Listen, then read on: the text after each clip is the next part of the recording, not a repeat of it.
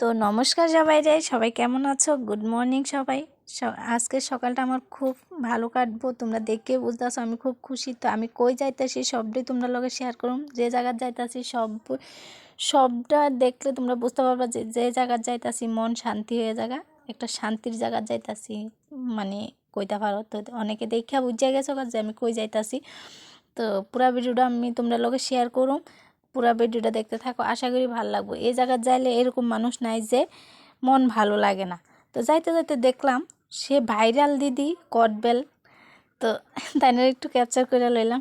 তারপরে সব সাইডে গেলাম আমরা একটু দিঘির পার, কারণ মায়ের মন্দিরে উঠতে গেলে তোমার মুখ হাত পা না ধুইয়া তুমি উঠতে পারতা না।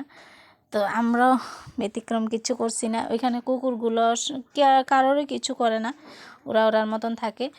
তো সবাই ওদেরকেও বিস্কুট দেয়, মাছেরে কচ্ছপেরে দেয়। তো দেখো ওরা ওরার মতন থাকে। তো আমিও মাছেরে দিলাম। তো আমরা এই দেখো রাধিকা রানী বইয়া রয়েছে চুপচাপ। তো দেখো রূপকে কীভাবে খাওয়ায়। আমি গেছি ত্রিপুরা সুন্দর মায়ের মন্দিরে, যেখানে মন প্রাণ সব শান্তি হয়ে যায়, ভালো হয়ে যায়।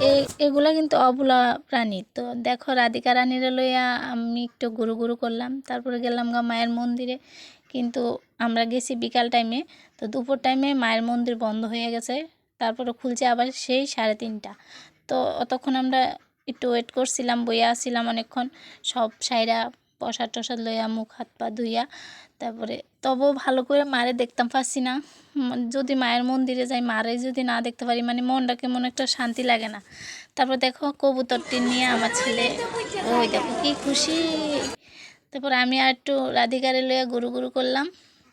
দেখো আমি আমার বনু তো মন্দিরে গুরু গুরু করতেছি।